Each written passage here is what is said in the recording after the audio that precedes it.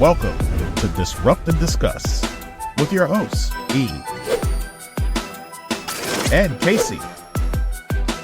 A Boucher Ventures production brought to you by Just E and My Herba by the Fitness Collective. Now, without any further ado, disrupt and discuss. Hey everyone. Hey. Welcome to Disrupt and Discuss. I am your host, E. And I am the other host, not so tall, KayCee. There you go. There's my girl. And together we are what? D&D. Yeah, you got it. And today we are unpacking another one. We're going to talk about mental health, you guys. Mental dang health from every angle. Yeah, I know. We got to talk about it. If we talk about health and wellness, mental health comes in that part packet, of it. in that it bubble. It is. Right. So we're going to start with stigmas. So what keeps people silent? So diving into the support systems like IEPs, which is somewhat close to me, and exploring unexpected tools like humor, video games, pets. It's a big topic, you guys, and we're going to try to go a little bit deep into this topic. I agree. Mental health touches everyone. And again, as I had said before, it's a gray area because it's not just black or white in terms of this or that. There's varying degrees of it. And again, it's just so layered, and there's struggle, hope, and everything in between. So let's start by tackling some of them and see why it's such a roadblock. Because like I said, some of this stuff is more near and dear to you. So I'm actually going to learn something through this whole thing too. Oh, I hope you do. I hope so too. So let's talk about mental health stigmas, right? Stigma, that's the buzzword. What does it mean? So it's a real barrier with three faces. So we're going to talk about the three faces. One is public stigma, one is self-stigma, and the other is structural stigma, which I had no clue about. So we're going to talk about. I had to look it up. Me too. I have never heard that one. Because the other ones were self-explanatory. Let's talk about it. Public stigma shows up as discrimination. And you're like, what do you mean discrimination? Like losing your job because your boss finds out that you're in therapy. First of all, again, that's a HIPAA issue. Only way your boss would know is if you're leaving the office and he's going in for his session. That's the only thing. Or you're running. And then you still can't talk about it. Right. These are things that you should keep to yourself. Stop talking about it. Stop talking about it. Don't post it. Right. This is not a post. These are not water cooler conversations. This is not making a run to Starbucks and having a conversation. But you know what? I digress. It used to be on like different TV shows. It was almost a badge of honor. Oh, I'm going to my therapist today. Remember? Right. It would be on like different TV shows to where it the opposite of what you're saying. Right. Yeah, you keep it to yourself. And some people, more than likely people do, but they're like, oh yeah, my therapist said such and such. I'm like, oh shit, didn't know that. Right, right. The half of what you just said, the fact that you said your therapist. I'm like, oh, that answers so many questions I've had. Things. Right. Okay, I'm sorry. Too much sharing. No, sometimes it's too much sharing. But do you? Yeah. Then there is we had public, now we're talking about self-stigma. And this is when you buy into the shame, the thinking that I'm weak or I'm broken and all of us we've gone through that type of thought process, but you're not. And this is a form of a self-stigma where you go through those mental gymnastics with yourself, saying those things to yourself. Then the third one is structural stigma. And like I said, we're going to talk about it. This one's baked into systems. And so like when insurance barely covers mental health or when laws lag behind physical health protections. And I also looked it up because I was like, what the hell is a structural stigma? And it says it's unfair treatment of people with mental health conditions, often embedded in laws, embedded in policies and practices, like low funding for mental health, unequal treatment in healthcare delivery, insurance, unaffordable co-pays, things of that nature, or employment, like barriers to employment. So these are what you call the structural stigma. So there you go. If you didn't know, okay. Okay. And all these things, I've seen it hit hard to different people, not realizing that it was within the buckets of these three that you just described. A friend of mine hid her depression for years because she didn't want to be that person. Self stigma kept her from therapy. And when her family found out, and then when she finally spoke up about it, they brushed it off. And I'll just go specifically within the Black community. There's a lot of times when we don't go and seek the help that we need in terms of therapy, because for a lot of one reason, I was always taught what goes on in your house stays in your house. You don't start sharing that Yes. with strangers. And then that again includes the therapist because that's a stranger. But Correct. then also there's those, and again, there are those that still go. So I'm not painting a broad brush. But there are times when you are going to therapy and you don't see somebody that looks like you.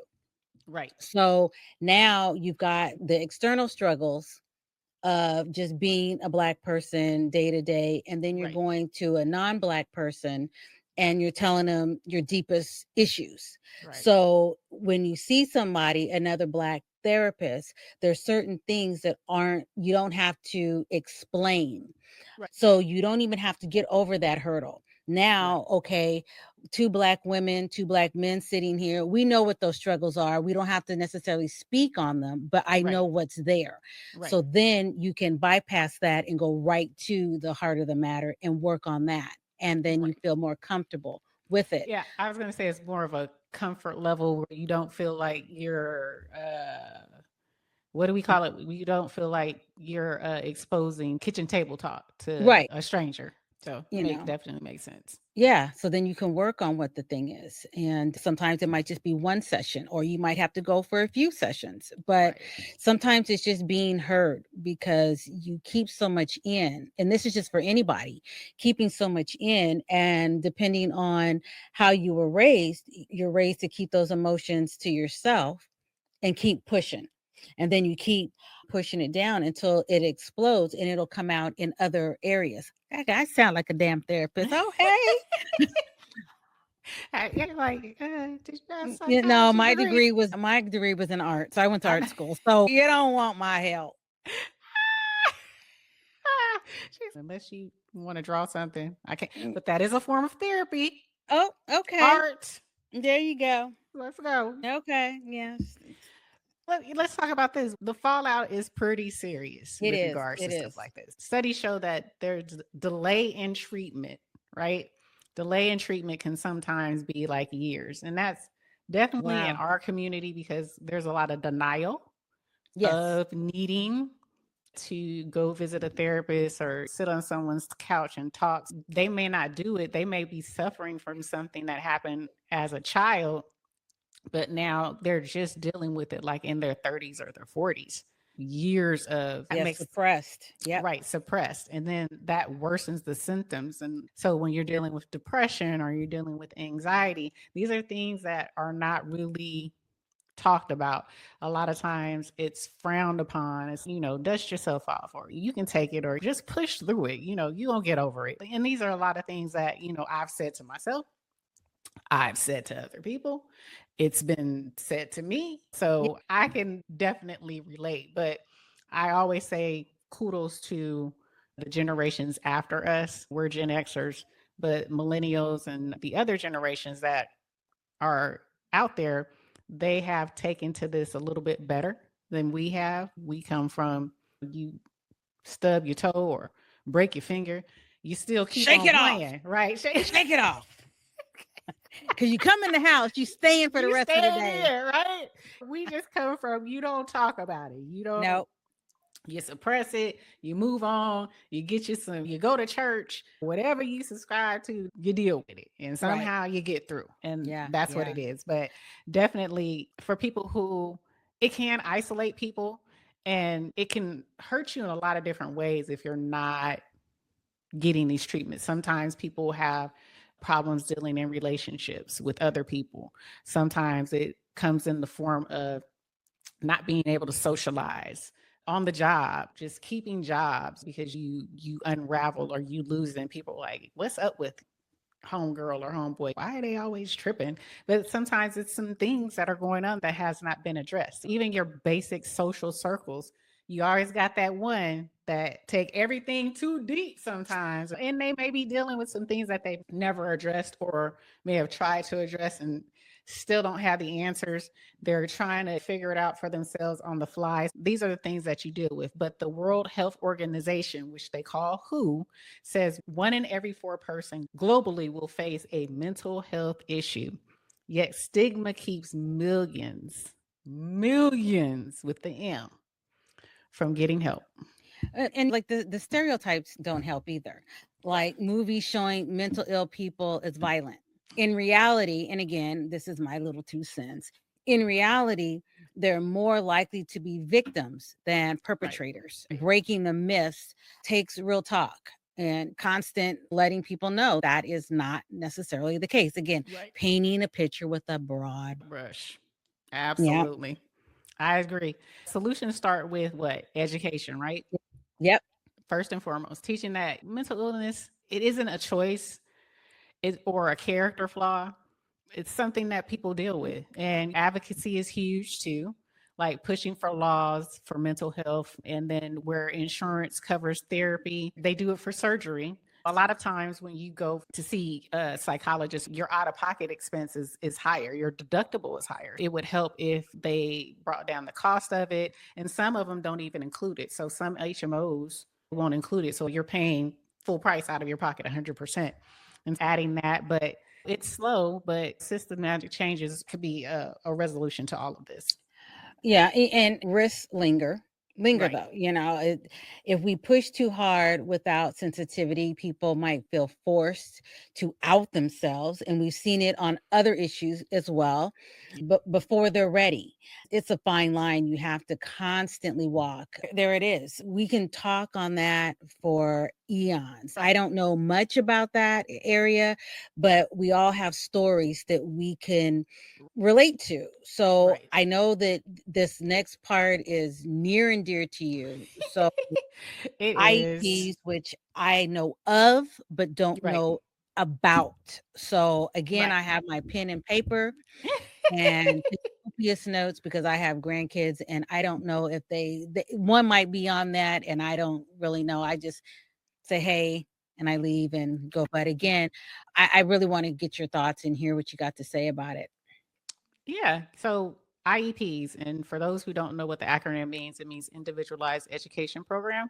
It is basically tailored support. So it is something that happens in school district, whether it be public or private. It's basically getting that personalized education plan under the Individuals with Disabilities Act. So for students with conditions like ADHD, anxiety, autism, anything that impacts your learning capability. So it includes specific goals like improving focus plus services, think counseling, speech therapy, occupational therapy, PT, which is physical therapy, things of that nature and accommodation. So for me, yes, it does hit close to home because these are things that I dealt with my younger son. And so when he was born, and I've spoke about it on, I think this show and my other show, my son was born 9 weeks early and he was born not breathing. He had to stay in the neonatal unit for about 8 weeks. In the last few days of him being in there, we thought he was going to have to come home with a breathing machine because he Oh, wasn't wow. breathing on his own. But the last few days, I think it was 2 days before he was supposed to be scheduled for home, he started breathing on his own. So he actually came home without He a said, breathing fuck that machine. shit. We ain't about that life. Yeah. So he came home breathing on his own, thank God. But as he started growing and developing, there were a lot of us, and I was in the church heavily. There were 3 other young ladies that also had children. And so Okay. I was noticing that they were talking a little bit sooner than my son was talking and walking. And when I would take him to when you have your first baby, you go the first month after he's born, second month visit, 3 month, and then Oh, 6 month, da da da okay. da da, right? So I'm coming to these appointments. And so I'm letting the doctor know that these are things that I'm noticing. Hmm. And this is where I say, you have to learn how to advocate for your child at an early age, soon as birth. And I say that because The doctor that I had, they were shushing me or, saying, "Oh, it's gonna be okay." I'm like, "No, there's two other kids. They weren't like weeks apart, and they're walking, saying ma, right? I can't even get ma. You know what I'm saying? That. So I was like, no, something's not right. And so they gave me so much resistance to where I had to switch. I switched the doctor. I switched the doctor 3 times. Long story short, finally got with a doctor that listened to me, told me I Hmm. wasn't crazy, and immediately enrolled me into a regional services center, which helps find you programs and things to help you. Because she said, yes, he's delayed because he was 9 weeks early. He's some months delayed with regards to how he's going to do things with talking and walking and things like that. And she got me into the regional center, and they start getting me into programs, physical therapy, speech therapy, things of that nature. We didn't know if he was going to talk. So they were actually teaching me and him how to do sign language. So just in case he didn't want to talk or Okay. wouldn't talk, Okay. I was learning sign language for Oh, us I to be didn't able to know that. communicate. Yes. So these are things that they were providing. So when he finally got into school, so this is as infant stage, when he finally Okay. got into school, that's when those things kick in about preschool and kindergarten and things of that nature. That's when they start evaluating your kid, giving them certain things to do. And based on how they do it in the school with the other kids, how they learn, how they develop, then they start seeing things. So they started noticing things about my son, and that I had already told them, gave them the update on him. And they felt that he was extremely delayed. And so that's where we instituted or start working on an IEP. And yeah, Okay. where we came in and they were like, we noticed some things. We want to let you know we're going to start running these tests.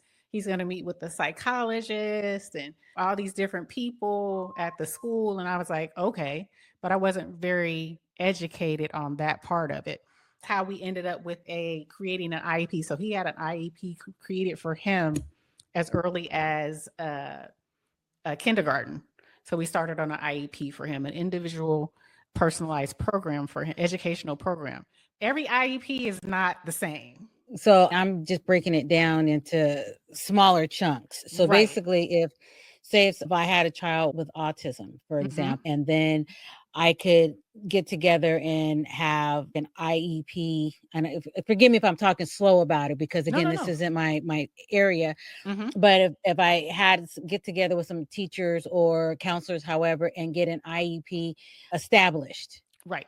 lack of a better word, Right. then it's something that adds to the sensory.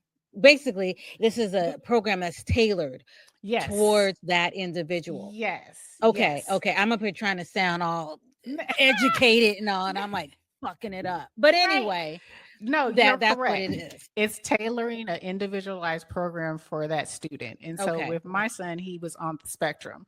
But at that time frame, I didn't know this, and I learned this when they diagnose you in the school system. And I don't know how it is in other states, but in California, when they diagnose you in the school system, they don't diagnose you and say, oh, your kid's autistic or your kid has ADHD or things like that. They either say back then they were saying he's intellectually disabled. Oh Yeah. God, And yeah, that's a that's little kind of bit harsh. extreme. Exactly. Exactly. Okay.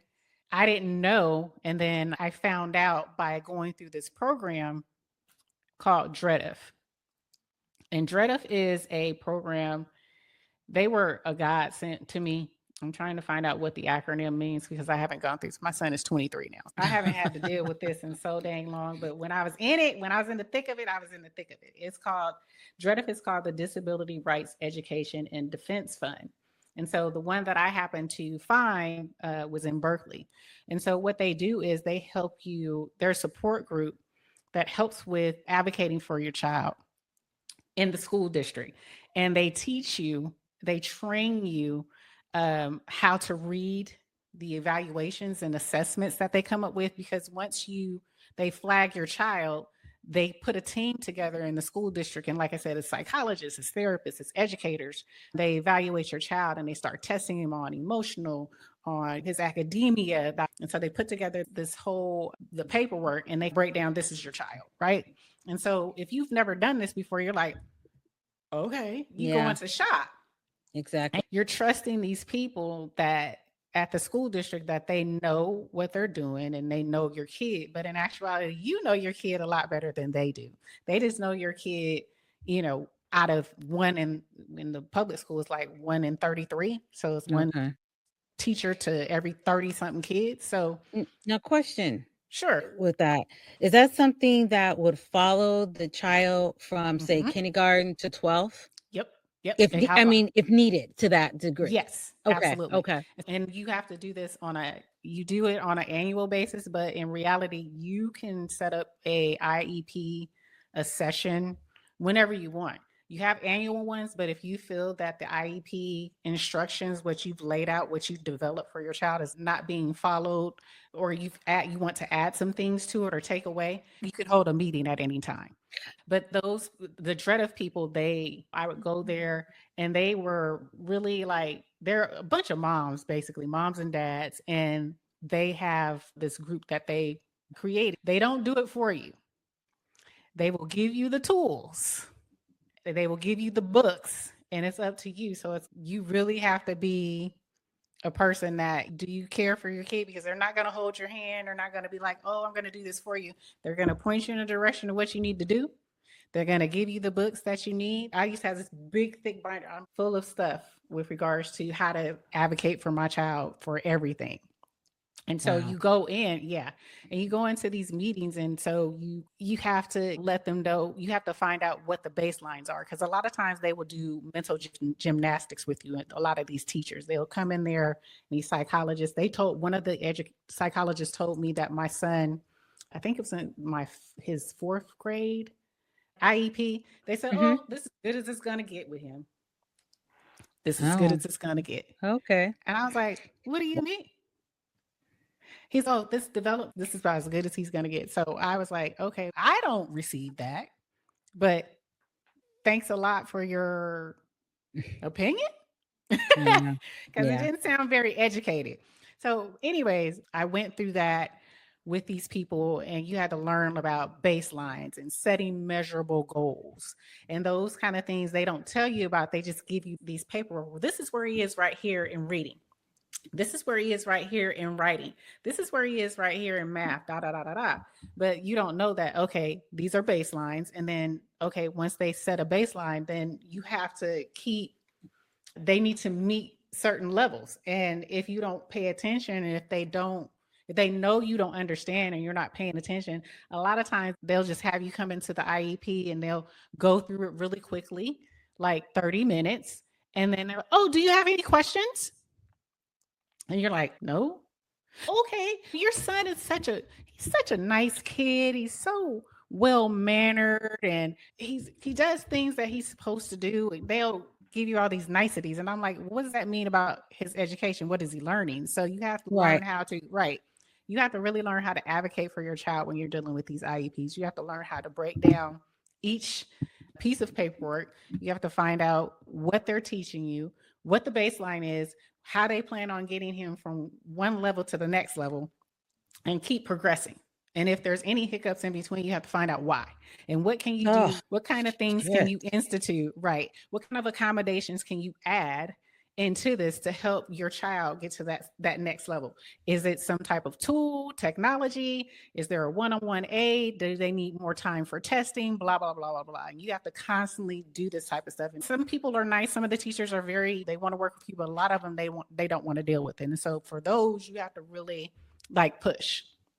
And I learned to push, and I learned to write letters, and I learned to write the education system and copy the principal and the district, and not to get what I needed. So you have to learn, and that's what Dread have taught me, how to advocate really well for my child. Definitely, it was a lot to deal with regards to IEPs, but I feel it made me stronger. I learned a lot within it. And did my son graduate with his high school diploma? Yes, he did. Did he go on to go to college? Yes, he did. When they told me that he wouldn't. And I made sure that I sent them the pictures of him walking across the stage with his diploma because I had to leave that school district and take him to another Did damn you do school. some sign language that you learned along the way? I wanted to. I was very graceful. I was very graceful. He was very graceful this time, but boy, I wanted to because Lord, they tried to send me through the ringer, but I put them through a lot as well. And I made sure I got every accommodation, every technology, everything that I could put in there to make sure that my son was successful in a classroom, not in a special class, but in a classroom with his peers Mm-hmm. to help him move forward. And so once I got all that, I took him out of that school district and moved into a different school district that was better.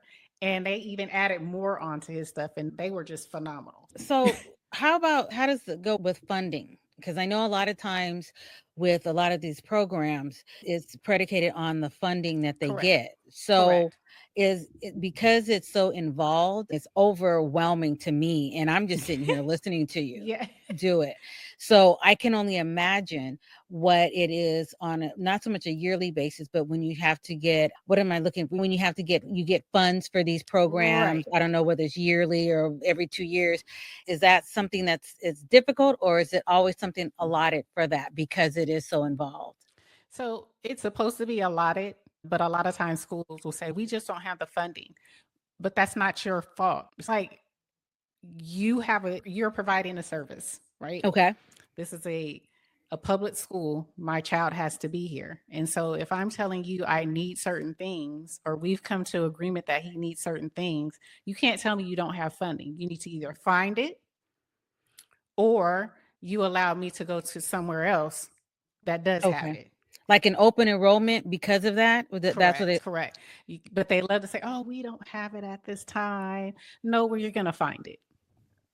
You're going to find it because it's not, if you're providing a service to this community and my child has an IEP and we're saying that he needs this certain thing. So either you need to find the money somewhere. I don't care if you grab it out you whoever, but you're going to find it. Okay. If you're not, then I have the right to move my child somewhere else where Okay. he can get it. Ah. Yeah, they play tricks with you. They play a lot of games. Yeah, and also as I'm thinking about this, it's all about balance because it's already hard enough for the child to try to have to navigate, and you as a parent trying to navigate. I know we had mentioned some other things at the beginning of the show about balance. I know there's humor, pushing for support without burning out families or schools. But again, I bring up humor because a lot of these situations, and even with everything else, you have to have some form of humor to just get through it, as a certain kind of release. Otherwise, you'll be ready to beat somebody's ass because you're just frustrated. I don't want to Right. necessarily advocate for that, but you have to have a release. So I know humor is a mental health tool as well. Absolutely, absolutely. Humor, laughter always. What do they say? Laughter is the best medicine. It Yes, truly is. It truly is. If you can make someone smile, they say it takes more muscles muscles. smile than to frown. It is No, definitely something, I think it might be backwards. but it's less to smile. It takes more muscles to frown and less to Does it? smile. I think it's more to smile. Okay, you know what? Hit the Google. Hit the Google. Look, I got all my Right. stuff going. If I do something extra, I'm about ready to cut us out. You I'll cut crazy. myself. No, I'm gonna take your word for it. I'm gonna take your word for it. But laughter is good medicine. So well, yeah, but definitely. and just to kind of park on that a little bit, because I remember when I used to have like that resting bitch face. Well, I Yep. still do, but I remember my parents and my grandmother was like, "Smile. Right. It takes less muscles to smile and more to frown." Okay. That does sound right. Okay, I'm gonna go with you. I'm gonna go with you. She's right. I'm Yeah, wrong. because I ain't hitting the Googles with this because Right. I'm all set right now. I'm good. No, You are crazy. You cracking me up. I She's don't like, know all that crap. I know I'm the multitasker. I'm doing two things. Right. That's it. You need Shit. look. That's Yeah, I'm enough. not gonna grab my phone and start Googling shit. And I'm like, oh God, I'm stressed. You are crazy. But yes, and see, I'm smiling. You're smiling. We're feeling better. It's a legit science, though. Laughter is a drop of cortisol. I don't know if you've had cortisol, but it make you feel all good. Yep. Stress levels just drop down. It pumps out the endorphins. We know about those endorphins now. Yeah. Lifting your mood. There's a study that was done in 2017, Journal of Psychiatric Research, and it says found humor therapy cuts anxiety in patients by 20% over 6 weeks. That's crazy. 20%? I'm just reading it. I'm like, 20%? Wow. And Who's hospital, measuring that? But okay. how do you measure that? Yeah. I don't know. Yeah. And hospitals use clowns for kids. It's that effective. I don't want to see no clown. Yeah. See, I was getting ready to say, man, I don't even like that. What is it? The movie, what is it? I cannot. yeah. See, I I cannot. was never really into Clowns. clowns. I don't like freak out and run under the bed or something. But if I see a bunch of clowns, I'm going in the opposite directions. I'll be smooth with it, but I'm like, I'm getting the fuck out of here. I just don't like clowns. I know my son had an issue in our neighborhood over here. The neighborhood would do it up for the holidays. So Halloween, Oh they boy. had haunted houses all up and down the neighborhood. It was this one. My son was little and we were just getting him sensory. He's on the spectrum. He's high functioning, but back then little things would set him off. Why we go to this house? We taking him trick-or-treating, those little things. This man, he's in his driveway dressed as a clown. He's very still. Then he turns around to my son. I'm done. Starts walking close to my son. My son bolted, crying. After that, he never wanted to do Halloween again. I kid you not. We never went trick-or-treating again. He was traumatized.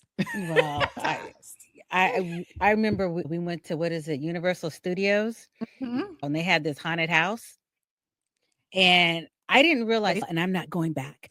I didn't realize. Well, see, when we were coming up, you had haunted houses, but people didn't do what they do now. Right. So my husband had said, "I'll wait out here on the bench." I go, "Oh, you little pussy, you don't want to go with us? We gonna go." I had already been told maybe a few weeks prior that this was just outrageous. And I'm thinking, it can't be that bad. I think some of those actors in there were trying to find Steven Spielberg in the crowd, and their acting debut. I was traumatized. I lost the contact. How you lose the contact? They would come out. They're not supposed to touch you, but what's done in the dark, they touch you. Nothing gross or nothing. You got this thing coming at you. People are trying to get out the way. They're running into you.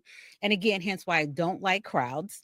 And so we finally make it out. And I realized that I guess I was between the tears and laughing and scared and everything, I lost a contact. They roll in the back of your eye and all this. So by the time I came back out, Aaron was still sitting on the bench and he goes, "What's wrong with y'all?" I said, "What?" And I'm telling him, he goes, "See, that's why I kept my ass out here on the bench. You guys wanted to go." That was some scary shit. Oh, I know, because I've been to the one in Universal Studios because dang hubby, he loves scary shit. I don't. And he talked me into going in there. So I know exactly what you're talking about. Somebody is acting next to Meryl Streep right now and they started at that damn haunted house. I'm like, people, it's not that serious. Okay. I was upset because I started to square off. They take it very serious in there. And I'm like, they do. You'll never get me in there again. I was like, you touch me, I'm socking you. I swear to God, I'm a sock. And it clearly says they do not touch you. Okay. They got real clear. I was like, I'm going to bust you. Yeah. See? Nope. Yes. So that type of laughter is not, I don't like that type of laughter. But talk about this. So it's also a coping tool. So we're finding humor in bad situations, like laughing at work or work flops helps you reframe, but you risk the exit. If someone's deep in depression, you know what I'm saying? A joke might feel like you're dismissing their pain. Timing does matter. And I have that ability to do that, whereas maybe that joke wasn't appropriate right then and there for that person. So Right. I can definitely agree. You really have to be very careful because you think you're trying to uplift them, and I'm a little bit cynical at times, and timing definitely does matter. So you Oh, want to be very careful. absolutely. Because it also comes down to, and as I use this term a lot, you have to read the room. Yes. There's all the there's that nervous laughter, there's that sinister laughter, and then there's that one that they're just going to placate you. Right. Sorry, I used the big word, but they they're just doing it just to, okay, I'm gonna smile, I'm gonna laugh, so you can just get Right. on with your business. Exactly. And then on the flip side of that, you have the person who is always jovial, always making jokes, and then when you find out that there's some, I don't even want to say issue, but there's another side of them that you never see or saw, Right. you're like, God, they were always so jovial. They were always making jokes. Yep. Yep. Absolutely. It is definitely a coping mechanism. Humor, it can boost, but it's definitely not a fix. But if you use it wisely, it's definitely something that can help change your mood. It helps change your mood. I would definitely agree. What about video games with regards to mental health? Now, video games, this is, it's Yeah, it's a little bit, it's a tricky one, but they got benefits and pitfalls. because there's a lot of escapism that happens Right. with that. I like my grandsons, all the grandkids, but specifically my grandsons, they play video games all the time.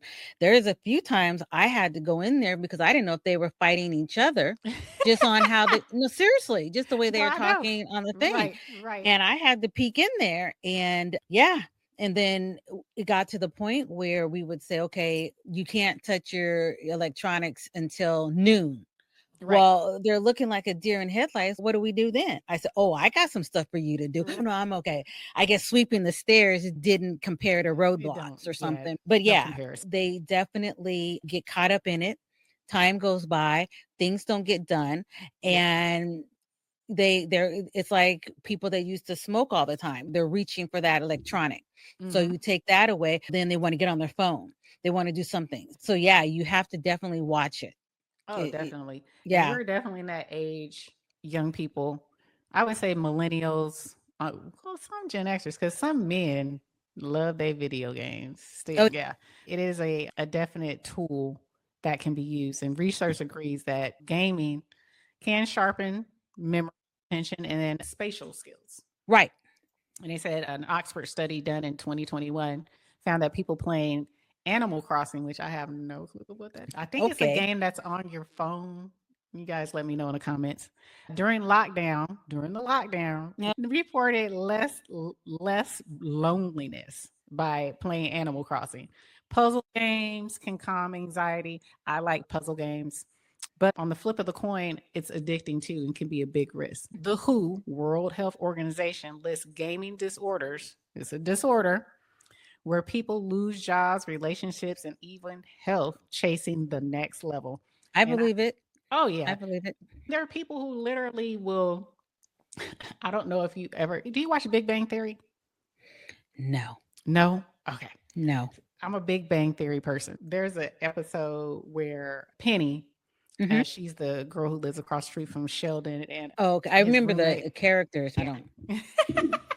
Leonard and Sheldon. And she had a bad day and she broke her key off into her door. And so Sheldon came out, tried to console her. Then he invited her into the house where he was playing on his laptop. He was playing a game. And he would say, Sheldor, AFK. And she was like, what are you doing? What are you playing? And what does that mean? He was like, away from keyboard.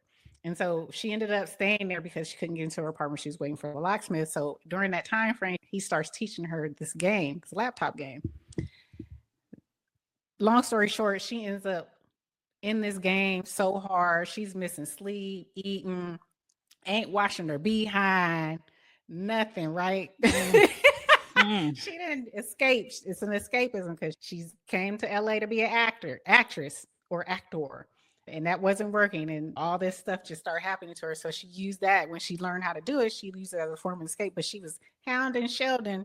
How do I get to this level? What does this mean? Da, da, da, da, da. And then when she finally started getting it, she's gaming up, leveling up.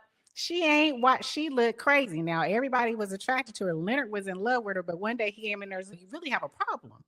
And she was like, what? She was like, come on, get on with it. I'm about to level up here. And you want to talk about, she's no, I gotta go, get out of here. And you have a Cheeto in your hair. And she's, oh, really? She takes the Cheeto out her hair. Oh, thank you. Puts it in her mouth and eats it. She was like, oh, hell no. She didn't Okay. she didn't went overboard. But so, Lois, that's my example of, you can get caught up in this gaming and lose yourself in gaming because you're trying to escape other things. Yes, it can definitely be a risk. So some people utilize it also to skip out on being in relationships. They just don't want to deal with even socializing. So it can be risky Yeah. with regards to Yeah. games, for sure. Yeah. That there's also like aggression. Right. Again, the games that are out there. And again, I Call of don't play. Duty. Yeah. Yeah. I don't play any of them. I know of the names when I hear it, like you said, Call of Duty. Mhm. And then people that take it further than that, they see these games on video and then they try to mimic real life. Right. And we all know what some of that ended up being, but yeah, it's the aggression. I know, again, not off the top of my head, but I do know that there's that one study from 2019 in Mhm. what is PNAS? I don't want to say what Oh, that sounds like. Okay, I know. That's it. It's the link. It's link violent games to short-term aggressive thoughts. That's what that is. Though it's not Mm. a straight line to, in my 2 cents worth, my art degree for this, you get desensitized. Absolutely. You get desensitized to things. And so what was once shocking no longer becomes shocking. And if anything else, I would think that then your appetite gets more, okay, what Right. are we going to do this time Yep. Yep. to quench that thirst, so to speak? So, Absolutely. And PNS is Proceedings of the National Academy of Sciences. okay. It just sounded like penis. And I was like, I I'm not going to knew touch where it. you was going. I was like, ooh, we're going to swipe on past that. Eggplant. Eggplant. Okay, maybe I should have said that. Sorry. Okay. Yeah, eggplants. We call that on the other, we call it eggplant for that. Cherries, strawberries, peach. We got fruit for everything. Fruit and vegetables for everything. Fruit cocktail. There we Fruit go. cocktail. There you go. Yeah. Yeah. Let's say context matters, though. Would you agree context matters? Yes. So Yes. someone with anger issues might amplify it through playing games. I've seen it. People who do video games, especially, I think it's that what we talked about again, that lighting. Yes. When you have that lighting, it can mess up your sleep, cause insomnia because you're constantly looking at that blue light all the time on that screen, Yeah. on your phone, on your screen. Yeah, my phone is regulated for that. Yeah. Exactly. It disrupts your sleep. It can cause sleep issues, cause you to be up late nights. Your circadian rhythm is off. Yes. You're spiking fatigue and mood swings. It can cause that, especially if you're missing sleep or you're not sleeping. So if you can go a couple of days without sleeping, guess what? Your mood is going to change. You're going to be disruptive. You got to take that time to get that sleep and get that REM sleep. And we've talked about that as well. The escapism can turn toxic and you're avoiding life. Even like on my phone, sometimes, even though I don't always adhere to it, it has timers. So it'll say sleep time between certain time periods. And half the time I'm swiping it past and I'm doing some other stuff, but it is still there. Right. So you should be sleeping now. Because like I said, I send you text messages anytime during the night. I know you're asleep. And I'm like, if you reply to me, then I'm shocked. But I always tell people I have a sleep pattern of a newborn. Right. I'll sleep a few hours, I'm up, then I got to do this. I sleep and I know I shouldn't do that, but that's just how I'm wired at this point. So it is what it is. Yeah, it is. Setting timers, whether you adhere to it or not, at least you need to be cognizant that, okay, I've been on here for 40 hours. I need to get off. Correct. And if you don't, a lot of times, I know your phone track how long you've been online, and it your tablet and all that stuff, it tracks it. Than last week. Like, okay. It has things on there to help you. It's only a tool, so a tool is only effective if you use it. Yep, it is what it is. So games can heal, but they can also harm. So games, it's all about boundaries. The Yes. games people play. Yeah. Now we got pets. You're furry creatures. Yeah. I love them. Look, KayCee looking at me. We've had a contentious conversation about this. Yeah, it was Healthy banter. Yeah, we were good. So let's get into it. Okay. What you got? Yeah, pets, they're cuddly MVPs of mental health. It does help you. My mom has a little dog, and Mhm. I could tell, hi Stella, hi Stella. She might be ripping me a new one. Come here, Stella. Mommy loves you. I'm like, okay. Yes. Yes. But I have seen it where it go into senior citizen homes, and it does help. I've seen it where, and I don't normally see animals in the hospitals. However, these were more therapy animals or dogs because of the fact that they were helping the anxiety level go down in people in the ER. My question is, who helps the dogs when they leave ER with all the crap they've seen? But they do help. I'm not going to deny that fact. They do. Yeah, they're champs. They cut down on that loneliness. They trigger oxytocin. They ease stress. Dogs are for their owners. Walking them boosts endorphins. I know for me, so I don't have a pet anymore, but because I don't have grandchildren, kids don't want to have my kids. I have a furry grandson. I have a furry grandson. He is a schnauzer. He's a standard schnauzer, so he's not the big one. He's not the mini one. And his name is Ziggy. We love Ziggy. And Ziggy loves us. He knows when he's coming here, he gets elated. When he comes in, he flies in, he's jumping on us, and we get elated. Even my husband. So my husband, What? Even my husband. Oh my God. Yes, yes. He comes, he brings a different atmosphere around us. And I have to get up and walk him in the mornings. So we go for long walks. So when he's here, I'm walking like 3 times a day, like an hour each. So you figure 3 hours out of my day, I'm walking Ziggy. And he changes the vibe. He changes the vibe. And I have taken him to see my mom in the assisted living. And they love to see him. They light up. Oh, can I see him? Oh, can I pet him? And he loves that attention. So I definitely believe that they do help. Your furry pets do help your dogs. They definitely help boost endorphins. They definitely change the mood. They make you feel elated. They give you energy. And then there's a study that happened in 2019 that showed that pet owners had 24% lower depression rates than non-owners. Yeah, there's good stuff with that. And you're not gonna get that from a cat. They rub up against you when it's convenient for them. They got a different type of love. Yeah. And so then there's cat people and there's dog people. I'm both. I've had a cat, I've had a dog, but again, my kids didn't grow up with that because I didn't want the responsibility to fall on me. Right. They're good when they're puppies. Everybody wants to play with a puppy. Right. But then when that wears off, then that becomes my job. And I'm not going to let the dog starve or go without. So then rather than argue and put folks on punishment and just do all that, because then now my cortisol level is up. So I just would go on and take care of that. So I do agree with that. The part that I've got an issue with.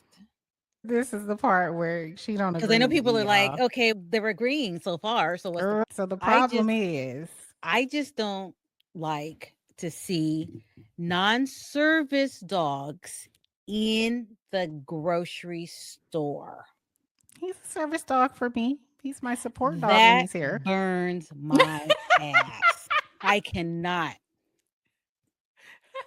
I can't. She said I can't. And I will take him everywhere. We be off in Kohl's. We go to Walmart. We go to Target. We everywhere. We is everywhere. All right. And and first I didn't. But when I started seeing other folks come in there and I'm like, see, that's the problem. Yeah, let one do it. Now they all want to do the shit.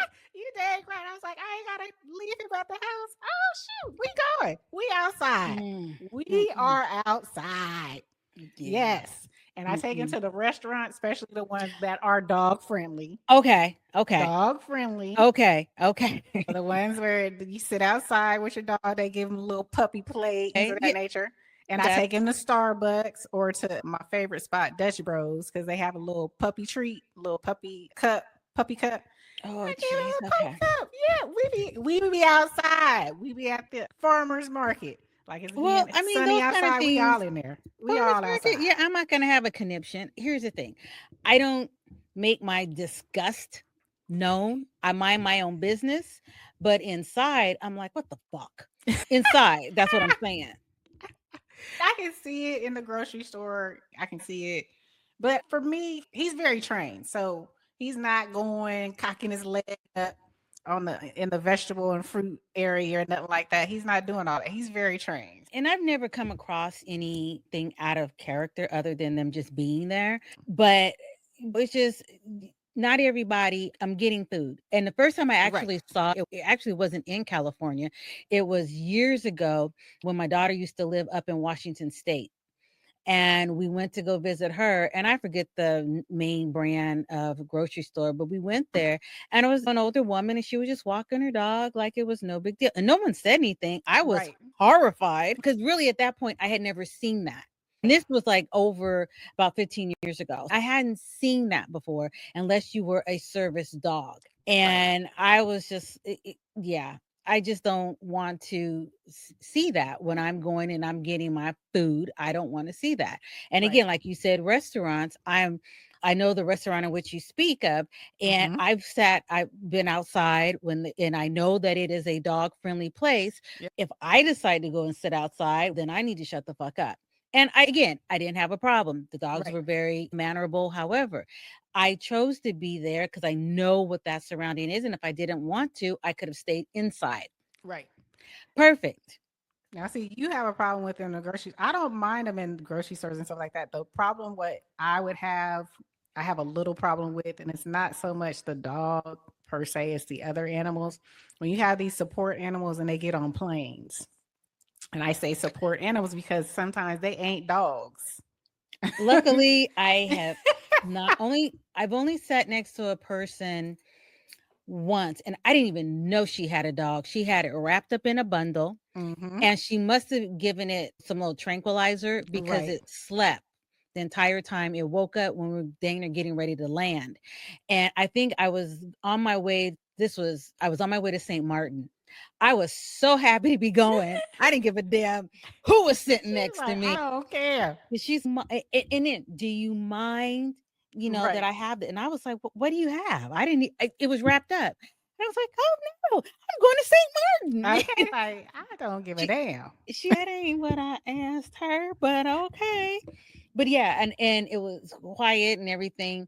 But That some was people only, trying to put birds, chickens, oh, see, pigs. okay, see, That's a little bit too much. again, where do you stop? Let's not start it, Exactly. and we ain't got to worry about stopping it. Exactly. I feel four-legged and they usually, but I would probably have a problem if somebody had somebody chicken or pig or a snake Oh, wrap then or you'll want to stop. Okay, yeah, okay. or a snake or like a them iguana sitting up and you up in the grocery. Yeah, I might have a problem with that. Yeah, I'm a little biased. Yeah, I'm a little no, biased. no. Yeah. Hmm. I'm okay with furry four-legged, but It's always fun to play until somebody gets hurt. That's what they say. I don't want nothing. No frog, you little frog. Or no, I don't want it. I don't want to see all that. Yeah. Okay, all right. Hmm. I'm gonna land my plane there. How do y'all feel? Are you pro dog in the grocery store or that's non-support? Because some of them are support dogs. But if you don't see the support badge or whatever, the vest, is that an issue for you? Are you a KC? Oh wow. Are you? I'm just being honest. Again, I never say anything. I will never say anything. But Right. again, in my mind, what the fuck? Your eyes tell it all. No, I don't, because you know what? Because I'll see it down the road and I would just avoid eye contact because Right. sometimes in all fairness, sometimes people are waiting for you to do and say and act a certain way. Like, what's wrong? I've seen it. It had nothing to do Yeah, with me, so I just knew not to go over there. But yeah, I agree. just some people just to get a rise out of it. And it's not that serious, but it's just something I don't care for. And they just like this. If you have allergies, I can see it too. So allergies can stop you too. So you know, Oh, for sure. For I, sure. I get it. I get it. You run up on one and you start to sneezing all over the bananas and the cherries and the grapes. You Okay, see, know, now they get that's just all. nasty. That's why you're careful at the buffets you go to for that same I reason. cannot. Oh my god! I Same see something. reason. Yes, I cannot touch a buffet. Because I can't. here we go, sidebar. Because you remember, for people that live in California, you know about Safeway. They Right. used to have the, what is it, signature soup, or they Yep. still have it, They still but have it. they would still have those you would open up the lid and you would do your own. Yes. And I'm like, I'll get the sealed one over here in the freezer section. And I'm not Whole just, Foods still does it. yeah, Whole Foods they still do. has a salad bar. They still have the soup. They still have the everything. And I used to go after work to Whole Foods, and I would get their clam chowder, and I'd be getting it out the container. So that just totally made me a liar again. But I was just saying. Now that you brought up Whole Foods, yes, you're right. Yeah, they still do it. But in their defense, it's a little bit in the store. Well, Right. the Whole Foods that I've Not got. at the front door. Right. And there's a certain, not to get all bougie, but there's a certain element that comes into Whole Foods as opposed to Safeway. And Right. Safeways, Right. it's like right at the entrance. You Yeah. come I'm in gonna the step in to deli. get some soup. I'll be right back. Right. Literally, they're gonna get some soup and come right back. Right. And it's you right there at the door. Heck no, I'm not touching that soup. Nope. No, ma'am. Yeah, I go to the back over there and get it out the little freezer section. I'm good. I don't need it hot right now. I can do it later. Exactly. Warm it up later. Exactly. I definitely agree with that. So let's pets. Are you for pets? Are you pro pets as a good thing for mental health? Or are you like, I can do without it. I can use something else for to help with my mental health. I don't need no four-legged friend. Pet ownership is a commitment. It really is. And they become your family. So I definitely agree. I used to have 2 cats and they lasted. They were father and son. And one passed away. I kept him for 15 years, the dad. And then a couple of years after the son passed, he was 12. The What's worst. the equivalent for that? Because for dogs, I don't it's know like if it's seven cats. dog years. Yeah, that whole Right. thing. I don't know how old they were, but he was old. He was older. I loved them to death. And it hurt me so much when they finally passed away because I was a true cat person.